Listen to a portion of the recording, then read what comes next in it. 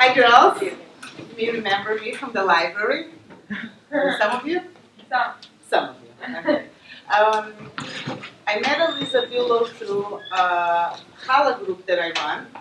I have 400 members that bake weekly for people who have illnesses or they don't have children. And it's very interesting how your life leads you to meeting people. And if you're awake and you see the opportunity that you have to meet special people, you get to know incredible people. So Elisa joined the group and we started communicating for some reason. And she led me to her site and I read her story. And she's going to talk to you about it. Elisa converted to Judaism at the age of 16, and for the last 25 years, she's a Torah teacher, extremely inspiring, and we brought her here so you can see a little bit about the side of somebody who chooses to have and live a life that we were given for free. You know, we were just born with it, and we take it for granted, and what is it, the story and the process of somebody who chose to leave this path. So I hope you enjoy her. Hi. Okay, so I guess this is your Parsha space, right? So let's start with that. This week's Parsha is Lech Lecha, and Lech Lecha means go into yourself. My girls learned Chumash in the mornings.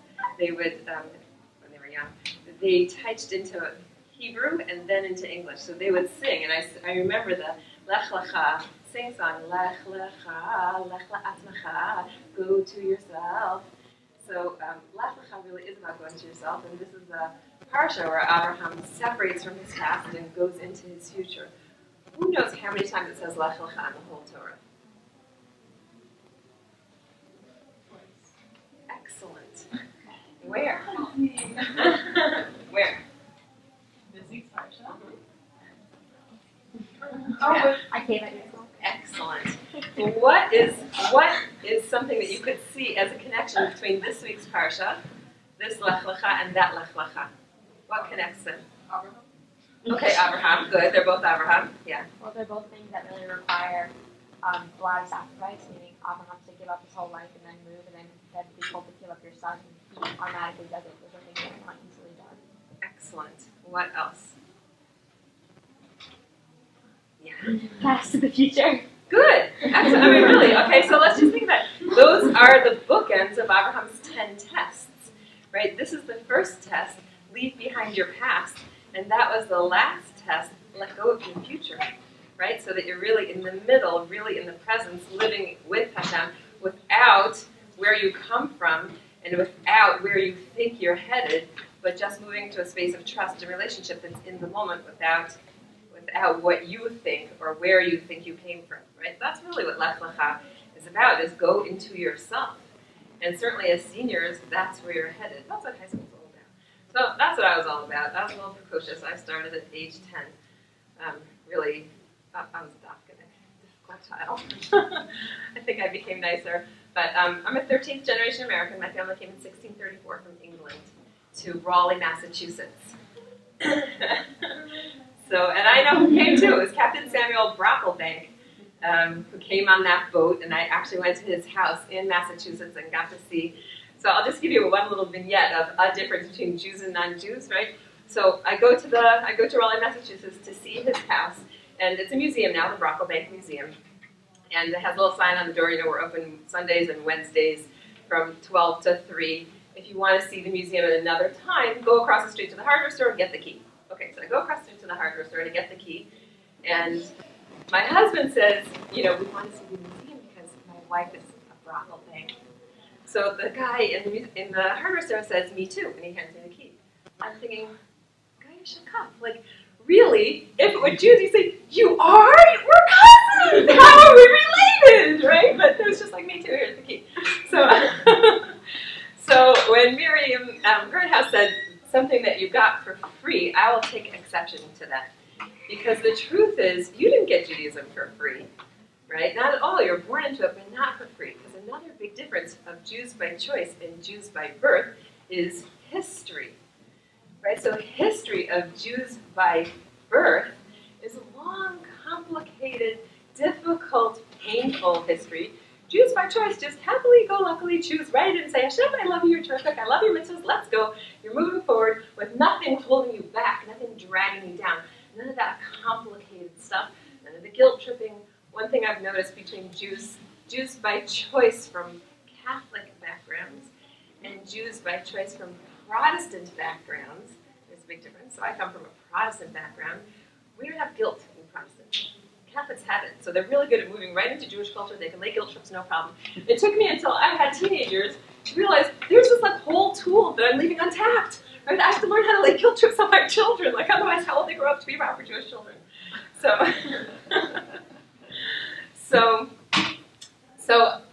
at 10, right, my parents were not particularly religious Protestants, but really felt that we should have the Protestant experience of being raised in this country. That's the language of this country and the history of our family. And so for that reason, we should be involved in church activities. So we went every week. And finally at 10, I said, no, I don't believe in this. I'm not going. I refuse to go. Now 10, I was the oldest. 10 is just the age where can you be left home alone or not? Like, it's right in between. Maybe not today. At that time it was.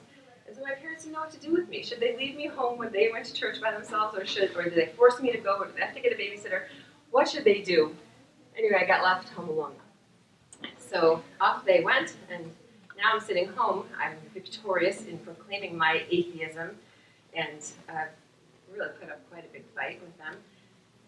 But as they're gone, I start to think to myself, okay, if I'm atheist, and I don't believe in God, how will I have meaning in my life? How will I have community in my life? How will I have holidays? How will I have ceremony? How will I have structure to that calendar? Like, I'm really thinking about all this stuff, so wondering. So I said, okay, I know my rights. My parents were totally into civil rights. And they heard Dr. Martin Luther King speak when I was a very little girl, and it transformed them, and they really dedicated their lives to creating equality and equality of opportunity, working in the public schools, and making sure that everybody had equal opportunity for advancement and inherent dignity of every human being. So I was raised in a house of a very strong sense of equality and fairness and justice, and that there isn't justice and that we should try to create it. So I had such a strong feeling on understanding that there wasn't justice that in my Dominicanic younger self, I refused to say the Pledge of Allegiance, the flag, because I knew there wasn't freedom and justice for all. And I was not saying sheker. So I wouldn't say it. That was the beginning of every day, and I wouldn't say it because it wasn't true. It really bothered me. So anyway, I'm now sitting around thinking, how will I find something? And I thought, I have rights too. Just because I don't believe in God doesn't mean I don't have rights to be part of a group of people that have a religion or meaning in their lives. So I'm going to seek some kind of religion that's God-free. Right? I was 10. I didn't really know that much about it. I started to look around for different ways to connect to people or meaning or something without God. So I tried Scientology, and I tried Buddhist chanting, and I tried psychic healing and chakra workshops and all kinds of different things. 10, 11, 12. I still didn't find what I wanted, so at 12 I made up my own religion with a girlfriend. Her name was Jenny. My English name is Elisa. So we made up Jelsa. We were Gelsonians. We had our whole own language. We made a calendar and holidays and outfits we had to wear for the different holidays. The whole thing made up, right? And then my parents went through really the nicest divorce I ever saw on the planet. And we moved from Rochester, New York to Portland, Oregon. So that was back in the day when long distance was really expensive. And I was granted 10 minutes a month to call my friend. And it was really difficult keeping up the religion with two high priestesses 3,000 miles apart. Like, just the whole, avoidant aspect of it wasn't working out so well. So I started to look into other things on my own. And one day, at 14, I had a God experience. I thought, that's weird, because I don't believe in God. How can it be that I'm feeling this? What is that? And I realized that maybe I should explore this a little bit more. Maybe I abandoned the whole God concept because of the way that I was raised in it, or that picture that I was raised with. Maybe I should look and see if there's another concept that I could relate to. So I was a freshman in high school, inner city performing arts high school in Portland, Oregon. So I went down to the library of that high school. This was 1978, so there's obviously no internet or easy way to explore these things. But my high school had a great religion section in their library, so I just started to read across the shelf. And I got to a book called To Be a Jew. And when I took it off the shelf and opened it up, it just I knew I slid into home plate. I had already tried a few different things. I'm like, the more I read it, the more I was like, this is so cool. There's holidays, there's a calendar, there's meaning, and there's God, all in one package. Like, I don't have to look anywhere, I don't have to invent anything here. Like, the whole thing is all set up. And know any Jews. I had met Jews before in my life, but I didn't know any Jews at the time. But I just took that book home, and I started reading it, and I started thinking about it, and it had the Shema in it, and it says, it had the Shema in the first paragraph. So I memorized it in English, and it says in that paragraph, say these words in the morning, in the evening, when you lie down, when you wake up. So I started to say it in the morning, in the evening, when I lay down, when I woke up. And it says, and write these words upon the doorposts of your house. I'm like, how am I going to do that? I don't have a house, but I had a room. So I took a black magic marker, and on the doorpost of my bedroom, I wrote, Hear, O Israel, the Lord our God, the Lord is one. I didn't know what a mitzvah was, but I put that sentence on the doorpost. And the more I learned, the more I loved it. And it took a while. I finally did meet a Jew who brought me to a conservative congregation. And at that time, the conservative congregation was very active. They had a full youth program, teen program, a summer camp, adult education program, and I signed up for everything. I was 15 by then. 15 is like the right age for teen stuff and just old enough for adult stuff, so I signed up for every single class that was in my schedule. And the more I learned, the more I loved it. So by the time I was 15 and a half, I went to the rabbi and said, I want to convert. He said, that's cute, but you're too young. I was like, what do you mean I'm too young? I've made the decision. I've thought about it. I've looked into it. I've tried other things. This is what I want. He said, that's nice, but you're too young. And I was not used to having an adult get in my way of what I wanted, but I decided what was my choice, the life that I wanted to lead. I felt like he was so holding me back, which he was. So he said, you're welcome to continue attending our synagogue, but you're too young to convert.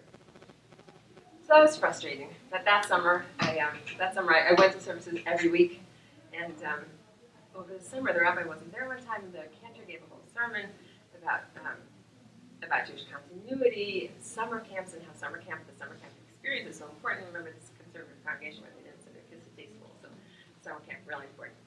If you want your kids to be Jewish forever, if you want your grandkids to be Jewish forever, you must send them to Jewish summer camp, Camp Solomon Schechter. I thought, I don't want to be Jewish forever. I need to go to Camp Solomon Schechter. So I went to camp, and I learned how to keep Shabbos and how to keep kosher. That's where they did it. And it was just a 10-day session, and I came home, started to keep Shabbos as much as I could at home, kosher as much as I could at home. I learned about brachot. I didn't know that many, but I just learned the ones we learned at camp, which was Hamotzi and Borei Pri Hagafen. So I knew the translation for Borei Pri Hagafen. And so I just made up extra endings. So I would say, I'm fruit, Borei Pri a tree. I'm milk, Borei Pri a cow. And Borei Pri Hagafen worked for zucchini and watermelon, all the fruits of the vine. I just made up my own blessings for whatever it was. So I started saying blessings on the food. And finally, in the middle of, and I went back to the rabbi and I told him again, I really want to be Jewish.